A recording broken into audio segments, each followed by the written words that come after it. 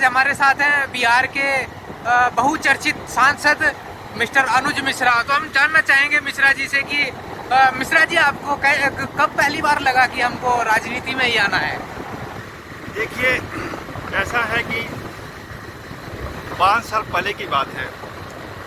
मैं कुछ अपने पर्सनल काम से ब्लॉक पे गया।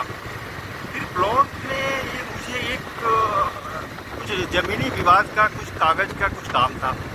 मैं गया, एक वहाँ पे जो बाबू लोग होते हैं, बाबू कहे तो ऑफिसर जो होते हैं, उनसे मेरी मुलाकात हुई। उनका नाम तो मैं नहीं बताना चाहूँगा, लेकिन एक आप समझो एक ऑफिसर थे। बार बार मैं जाता था, वो काम करते नहीं थे। कुछ मुझे कहते थे ऐसा है, आप कल आओ, परसों आओ, कल आओ, परसों आओ, मुझे टड़काते रहे। फिर एक दिन की बात है, मैं वहाँ पे गया। फिर वही काम के लिए बाबू साहब से बोला कि अरे साहब वो मेरी काम करवा दो। तो उन्होंने फिर बोला कि नहीं आप कल आओ। लेकिन उसी दिन एक पंचायत का सरपंच जो होते हैं वो आया, और वो भी उसका भी सेम काम था, वही ज़मीनी विवाद को लेके आई। जी जी जी। तो बाबू ने इतने अच्छे से, बाबू कहे तो ऑफिसर ने इतने अच्छे से रेस्पॉन्स किया, और उनका काम विदिन 10 to 20 मिनट में उनको सॉल्व कर दिया। फिर मैं एक पढ़ा लिखा युवक, ऐसे में आपसे बताना मैं भूल गया, ऐसे मैं बाय प्रोफेशन में इंजीनियर हूँ। तो मैंने उसी समय ठान लिया कि मुझे अब पॉलिटिक्स में आना ही है। तो मैं बताना चाहूँगा अपने देश के युवाओं को कि देखिए, जैसे एक राजनीति कितना प्रभावित करती है लोगों को, कि एक इंजीनियर वहाँ पहुँचता है राजनीति में, तो ये हमारे देश का दुर्भाग्य है। तो अनुज मिश्रा जी, मैं जानना चाहूँगा कि जैसा आप इस क्षेत्र के सांसद हैं, तो अभी आप इसकी राजनीति को किस दिशा में ले जाना चाहेंगे? देखिए, हम तो ये चाहेंगे कि जैसे हमें यहाँ की सिस्टम ने, यहाँ के बाबू लोग ने मुझे राजनीति में डाल दिया।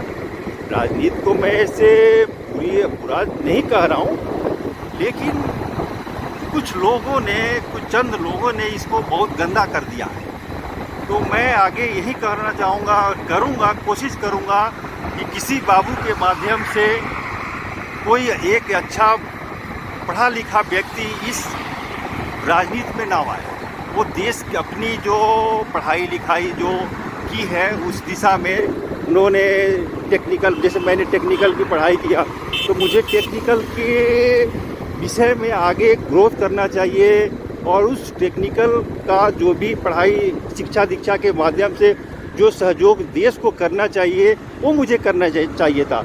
लेकिन ये सिस्टम ने मुझे ऐसा बना दिया। बिल्कुल बिल्कुल सर। तो मैं ये नहीं चाहूँगा कि कोई पढ़ा लिखा व्यक्ति जिस फील्ड में अगर वो अपनी शिक्षा दीक्षा हासिल करता है, तो वो अपना योगदान देश को आगे बढ़ाने में करे, न कि अपना जो फील्ड को डाइवर्ट होके दूसरे फील्ड में जाए। बिल्कुल बिल्कुल। मतलब आप चाहते हैं कि न केवल आप अब राजनीति को सुधार करेंगे अपने क्षेत्र में, बल्कि आप अपने युवाओं को भी इसलिए प्रेरित करेंगे कि वो अपने प्रोफेशन की तरफ ज़्यादा जाएं। बिल्कुल बिल्कुल। जिसमें उनकी स्किल है, जो अपनी पढ़ाई 4 साल 5 साल 6 साल करके बाहर से पढ़ के आते हैं, पढ़ाई करके आते हैं, बच्चे यूएसए जाते हैं। तो मतलब मिश्रा जी, मैं जानना चाहूँगा कि क्या आप ये कहना चाहते हैं कि पढ़े लिखे नौजवान इंजीनियर टाइप युवाओं को राजनीति में नहीं आना चाहिए? नहीं पढ़े वो, क्योंकि उन्होंने अगर राजनीति में आना है तो सिंपल ग्रेजुएशन करे ना। मेरा मानना ये है कि आप टेक्निकल पढ़ाई कर रहे हो, तो उसका जो अपना यूटिलाइज करो ना उस फील्ड को बढ़ाने में। लेकिन कई बार ऐसा होता है मिश्रा जी कि मतलब कोई मिनिस्ट्री है, उस मिनिस्ट्री से उससे संबंधित पढ़ाई किया हुआ ही व्यक्ति अगर उसको चलाएगा तो शायद वो बेहतर परिणाम आ पाएंगे। तो इस बारे में आपका क्या ख्याल है? देखिए, इसमें तो मैं एक ही चीज़ कहना चाहूँगा, अगर अब मैं इंजीनियर हूँ, अगर मेरी रुचि है कि नहीं मैं राजनीति में ही जाऊँ, तो फिर हम जा सकते हैं। तब इसमें कोई किंतु परंतु नहीं होनी चाहिए, क्योंकि इंटरेस्ट है ना, इंटरेस्ट है तो वो व्यक्ति जा सकता है।